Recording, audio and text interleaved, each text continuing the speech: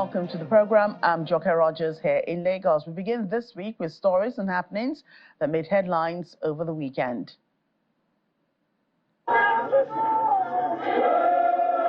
South Africans pay tribute to Mangosuthu Buthelezi, a veteran South African politician, Zulu prince, and controversial figure during the apartheid liberation struggle after the presidency announced his passing on Saturday. The founder of the Inkatha Freedom Party served 2 terms as Minister of Home Affairs in the post-apartheid government after bearing the hatchet with the governing African National Congress Party in 1994. He said, because he was one of the forefront leaders to defeat apartheid. It's very shocking and sad. We know and understand his age, but look, we all said, yeah.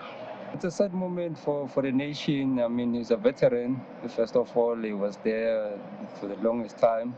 I know that he was the leader of the IFP, Inkatha Freedom Party, and he was also involved in the Kingdom of KwaZulu-Natal. So he's a fallen hero. It's a sad moment for the country. Still on Saturday, Senegal's President Macky Sall named Prime Minister Amadou Ba as the ruling Benno Bokk Yakaar coalition's candidate for the February 2024 presidential election. C'est dans cet esprit que nous avons retenu. The 62-year-old was a former economy minister who had also held the position of foreign affairs minister. He's a taxation specialist who was appointed prime minister in September last year. President Macky Sall ruled out running for a 3rd term in July after violent unrest in the West African country, throwing wide open the race to succeed him. African Union President Azali Assoumani celebrated the bloc's admission to the G20 on Sunday. The 55-member African Union was formally made permanent member of the G20 on par with the European Union in order to make the grouping more representative.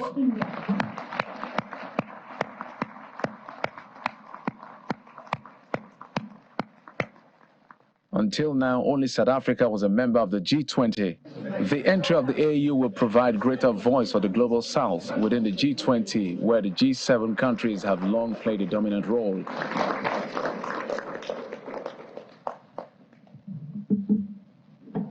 Still at the G20 summit on Sunday, French President Emmanuel Macron said that if France ever had to redeploy troops in Niger, it will only do so in coordination with President Mohamed Bazoum, the only leader of the country that France recognizes.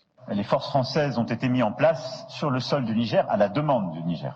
French forces have been deployed on Niger's soil at Niger's request, and we are there to fight against terrorism. At Niger's request and its democratically elected bodies, namely President Bazoum, his government and his parliament. For that matter, we had an efficient action which drastically reduced terror attacks on Niger's soil, and we did it at the cost of the lives of several French soldiers. Le 1er septembre 2023. Meanwhile, on the same day, Niger's junta accused France of deploying troops in several West African countries as part of preparations for a possible military intervention with the regional bloc ECOWAS against Niger. In a communique read on state television overnight, the junta also repeated its call for the departure of the French troops from its territory, a major source of tension between the one-time allies since the July 26th ouster of President Mohamed Bazoum. The statement appealed to national and international opinion to witness the consequences of this aggressive, underhanded, and contemptuous attitude adopted by France. Elsewhere, Zambia's President Hakainde Hichilema arrived in Shenzhen, southern China's trade and technology hub, in Guangdong province on Sunday, commencing his 7-day state visit to China at the invitation of President Xi Jinping. Mr. Hichilema is set to discuss Chinese investment in Zambia's key sectors and facilitate friendly exchanges as China and Zambia will celebrate 60 years of diplomatic relations next year. Mali's interim leader Assimi Goïta and Russian President Vladimir Putin are both calling for a political settlement in Niger, where President Mohamed Bazoum was ousted in July. According to a statement from the Kremlin, the two leaders, during a phone conversation, said Niger Republic's crisis should be resolved through political and diplomatic means. Mr. Putin and Mr. Goita also discussed bilateral relations, including talks on anti-terror operations. The Russian leader had in August also emphasized the need for a peaceful solution in Niger when the West Africa's regional bloc ECOWAS threatened military intervention to restore Mr. Bazoum to power. The juntas in Mali, Burkina Faso and Guinea also warned against military intervention in Niger Republic. An unspecified number of Kenyan soldiers are feared dead and several others injured after their vehicle ran over an improvised explosive device in the coastal Lamu County. Military spokesperson Brigadier Zapora Kioko told the local media that the incident occurred in a volatile Lamu's Boni forest. In a statement on Monday, the Kenyan Defense Forces said the soldiers were on patrol along the Malimani-Baure Road when the incident occurred. The Al-Shabaab militant group has claimed responsibility for the attack. The Somalia-based militants have increased raids in Lamu in recent weeks, often targeting security forces. The surge in attacks have forced the government to suspend plans to reopen the Kenya-Somalia border. And so let's bring in Kenyan journalist Cyrus Onyango for more discussions on this. Good to see you today, Cyrus. Good to see you so much. Thank you so much for having me here. Right. So, what more can you tell us about this attack? Well, we understand, thank you so much for the show. We understand more than 10 soldiers died in the attack, which took place yesterday, Sunday. And this is after the vehicle which they were using actually ran over an IED, an improvised explosive device, on Maram Road, which had been set up by the Al-Shabaab militants who were operating in this area. So after the attack, they were also followed by a gun attack, which left everyone up. In fact, everyone who was on board was killed.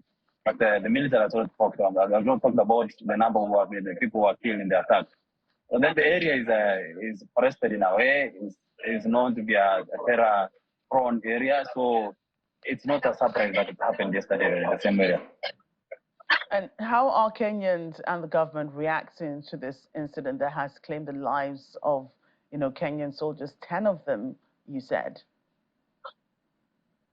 Actually, because the families of the affected soldiers are the ones who have been informed of the death, because they are calling each of the family, they are calling each of the family informing of the attack. So it's coming as a shock because the military, the way it operates here is out of secret.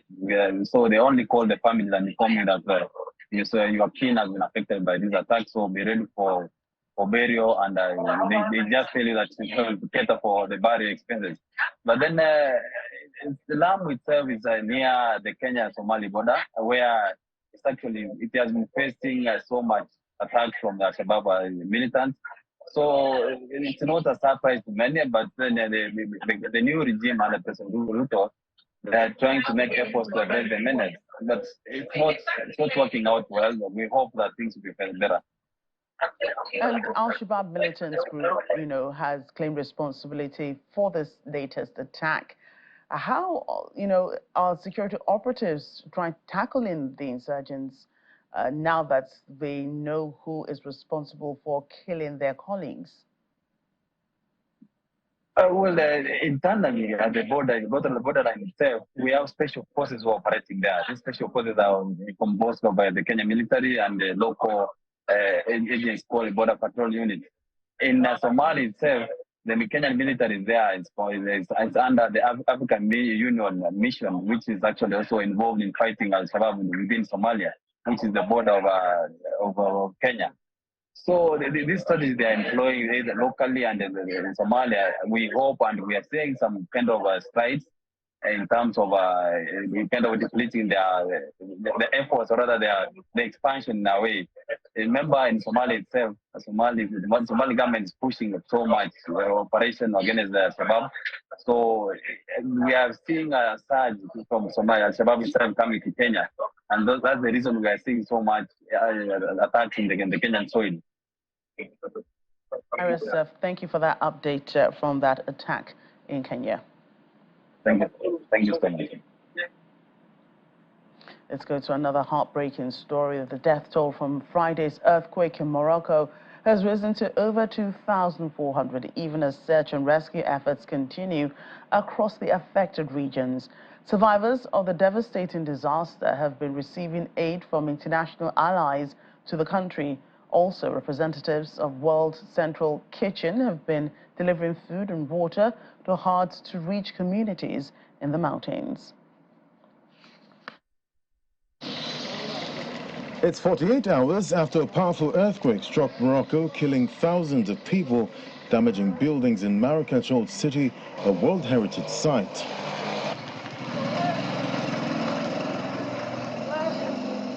On Monday morning, people walked through the quake-damaged streets of Marrakesh, many of them having spent a third night outside because their homes are destroyed or rendered unsafe. About 2,000 people are said to have died, a devastating number that is expected to rise. For survivors, it has been a harrowing experience. Hamid Ben Henna is a father who lost his son.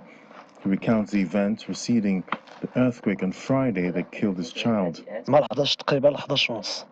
It all started at 11 p.m. or 11:30 p.m. We were having dinner. I asked my son to bring a knife from the kitchen to cut desserts. He didn't bring it because as soon as he left the kitchen, the earthquake struck. He ran here where you can see rubble. He was buried by 1.5 to 2 meters of rubble. Ben Henna and his other son, Muad, staggered out of the open door into alleyways as their house began to collapse. They managed to free his wife and small daughter, but as the dust settled, they saw that Maroon had not made it. The 8-year-old had run further into the house and was lying under a meter of rubble. His little body was only recovered the next day after Ben Henna's brothers arrived by car from Casablanca 5 hours away to help lift the rubble. Elsewhere at the wedding, eyewitness video shows the moment the powerful earthquake interrupted an orchestra performing at the ceremony. Musicians and a singer abandoned the stage and fled through a doorway as people were heard screaming. As search and rescue operations continue, international allies have stepped up efforts in helping Morocco. At least 4 planes were headed from Qatar to Marrakesh on Sunday to provide rescue teams and aid. Spain, the UK, and the UAE have also sent aid in the wake of the devastating disaster.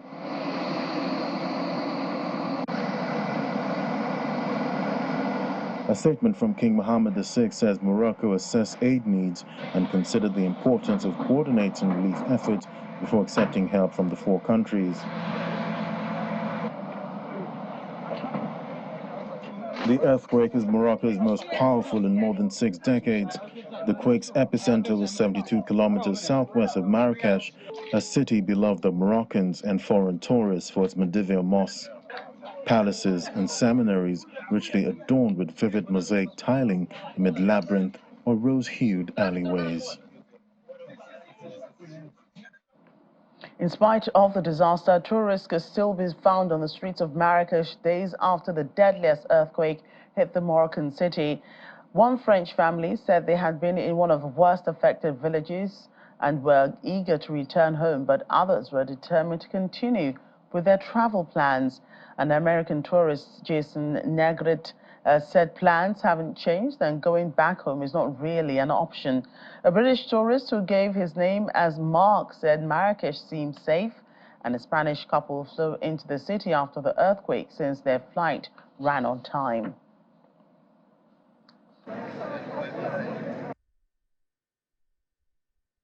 Our families wanted us to leave, but we've been traveling for like a year now, so going back home isn't really an option.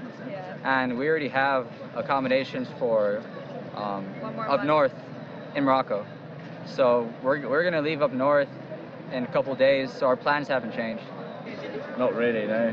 I'd been, but yeah, not really. Just don't really see the need to leave that much earlier, to be honest. Yeah, it does seem fairly safe in Marrakesh.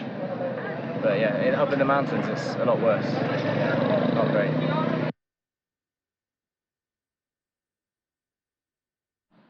Well, Cherry news coming out from the UAE today as the visa ban on Nigerian travelers to the United Arab Emirates has been lifted by the UAE government, and this is with immediate effect. This follows a meeting between President Bola Tinubu and President of the United Arab Emirates, Mohammed bin Zayed Al Nahyan, in Abu Dhabi. A statement by the presidential media aide Ajuri Ngalale explains that the president and his UAE counterpart finalized a historic agreement which has resulted in the immediate cessation of the visa ban. Rescue efforts are ongoing in Ghana after 4 people were killed and others still missing following an explosion at a granite quarry in the western region. Officers from the Ghana National Fire Service are helping with the operations. The victims are believed to be workers who were on night shift at the Chinese-operated site in Shama district. However, it's unclear what caused the blast, which destroyed buildings near the quarry and shook houses in the neighboring villages. In January, a truck carrying explosives to a gold mine in southwestern Ghana crashed into a motorcycle, triggering a blast that killed 14 people.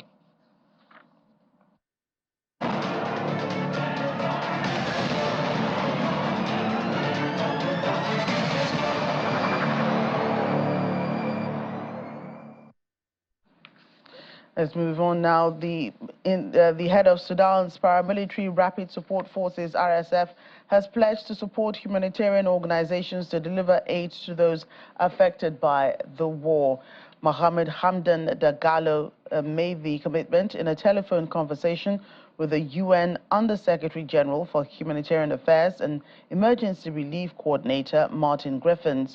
According to him, the RSF is ready to enhance collaboration and coordination to ensure a seamless provision of aid to those affected. The RSF chief also vowed to safeguard the aid and ensure ease of operations for humanitarian personnel. The Sudanese army and international rights organizations have on several occasions accused the RSF of obstructing delivery of humanitarian aid. Fighting continues between the Sudanese army and the RSF in several parts of the country, and regional and international mediation efforts have so far failed to end the conflict. And in the meantime, Médecins Sans Frontières says that at least 35 people have been killed after a crowded market in Sudan's capital was hit with explosive weapons. The medical charity described it as carnage, saying that more than 60 people had also been wounded in the attack. Local residents say a military aircraft bombed the Koro market in southern Khartoum. This is all part of the Sudanese conflict that have rival military factions fighting since April.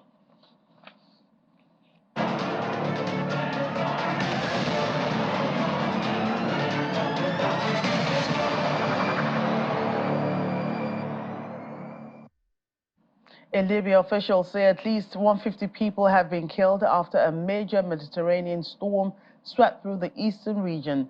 Storm Daniel made landfall in the North African nation over the weekend, prompting authorities to declare a state of extreme emergency. The storm hit the Libyan city of Al-Baida, Benghazi, Sousse, Al-Maj, and Derna.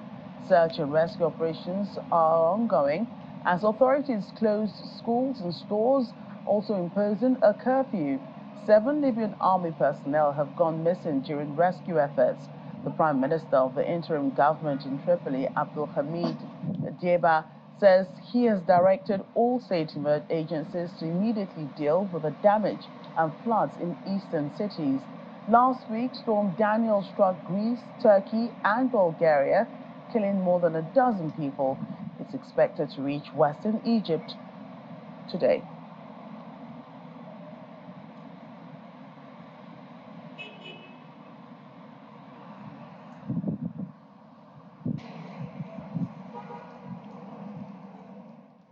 In Tanzania, the main opposition leader, Tundu Lissu, and at least 3 others were briefly detained by police on Sunday after being accused of holding an unlawful assembly. Mr. Lisu was arrested in the northern town of Karatu some hours before attending a rally near the Ngorongoro Conservation Area. His party, Chadima, said that they were detained at a hotel in the northern Arusha region. However, they were later released on bail. Mr. Lisu returned from exile in Belgium in January after President Samia Suluhu Hassan lifted a 6-year ban on political rallies imposed by her predecessor. He has been criticizing President Samia's administration for its handling of a controversial ports management deal and human rights violations. Mr. Lisu survived an assassination attempt in 2017 after being shot at least 16 times. He ran for president in 2020 but lost to the late leader, John Magufuli. The president of the Association of Yorubas in Diaspora, South Africa, AYIDSA, Dr.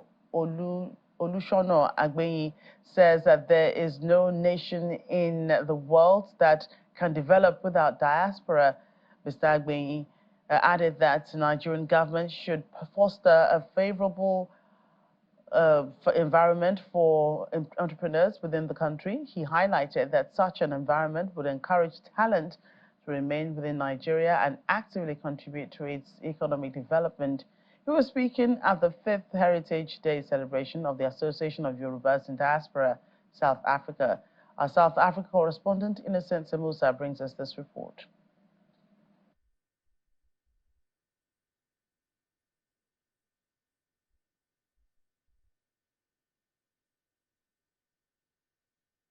A giraffe conservation organization has announced the sighting of a spotless giraffe calf in Namibia. The unique giraffe is thought to be one of the first of its kind to be spotted in its natural habitat. Another spotless giraffe was born on the 31st of July this year at a zoo in Tennessee in the United States. The public voted to name the baby giraffe Kipeki, a Swahili word for unique. According to the conservation organization Giraffe Conservation Foundation, the first spotless giraffe has been spotted in the wild in Africa weeks after the birth of a spotless giraffe in the USA. According to the organization's post, photographer Extat Damasius photographed the spotless giraffe in the Namibian wild near the Mount Etzjo Safari Lodge. The giraffe calf was reportedly observed running alongside its mother. The UK's HMS Trend has made its second ever visit to Nigeria, berthing at the Apapa port on Sunday. Commander Tim Langford welcomed aboard the British Deputy High Commissioner Johnny Baxter, as well as members of the Nigerian Navy, to inspect and rub minds over activities that will take place on the ship within the next 4 days. The HMS Trent is a Batch 2 River-class offshore patrol vessel named after the River Trent. It's the third of the new breed of river class ships, fully operational and most of the time deployed to the Mediterranean to support NATO on its international security mission. Looking towards how we can identify potentially future solutions for countering insecurity within the Gulf of Guinea and the region. Looking at activities such as counter-piracy, counter-narcotics activity, and other illicit and illegal activity that takes place on the high seas, such as the increasing trend of things like illegal fishing and unauthorized fishing activity in individual nations' territorial waters and coastlines. But a lot of the discussion will definitely center around counter-piracy activity. It's one of the things that I think that all nations have got a responsibility to address, and it requires all nations to work closely together to find a working solution to offset the balance of an increasing level of piracy activity on the high seas. Nigeria is a massive country for Africa. It has the second largest economy, it has the largest population, and for all of us, for Africa and for the UK, it is critical that Nigeria is stable, is safe, and is prosperous, and that's what we want to achieve. And within that, it is fantastic to see that trade between Nigeria and the UK is currently valued at £7.6 billion and that has been increasing dramatically. And so the scope of the relationships that the UK has with Nigeria goes from things like this, goes from practical working together to activities that ensure that both our economies prosper. And finally, the doyen of accounting profession here in Nigeria, Parkintola Williams, has passed away at the age of 104. Just last month, the foremost accountant celebrated his 104th birthday. That's on August the 9th. Pa Williams is reputedly the first sub-Saharan African to become a chartered accountant after he passed the qualifying examination of the Institute of Chartered Accountants of England and Wales in 1949. The icon played a leading role in the development of the accountancy profession in Nigeria by facilitating the establishment of the Association of Accountants in Nigeria, which metamorphosed into the Institute of Chartered Accountants of Nigeria. Well, he was the first president. He went on to become a founding member of ICANN and was also involved in establishing the Nigerian Stock Exchange, now the Nigerian Exchange Group.